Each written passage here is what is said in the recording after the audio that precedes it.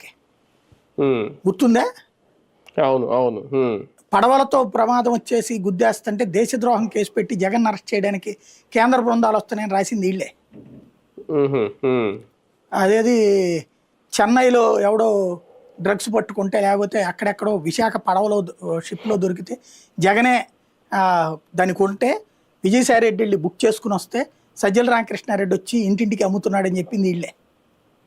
ఇలాంటివి ఏమైనా రాయొచ్చు. మన రాష్ట్రంలో వార్త అనేటటువంటిది మన చేతిలో పలుకుబడి ఉంటే ఎంత అడ్డగానే రాయొచ్చు.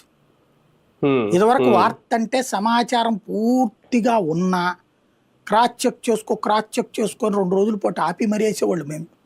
మేము మొదట్లో ఫీల్డ్లోకి వచ్చినప్పుడు చివరికి నీదే బాధ్యత అని చెప్పి మరీ వేసేవాళ్ళు.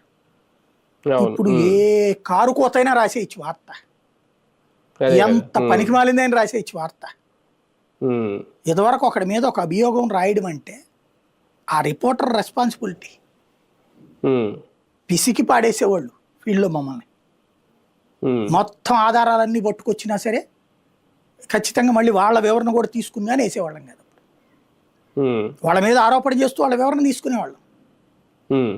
ఇవాళ రోజున వాడు వివరణ చెప్పినా రాయం, మా వెర్షన్ నీ మీద రుద్దుతున్నాం, నీ మీద బురద పోస్తా తుడుచుకో అన్నట్టున్న రోజు.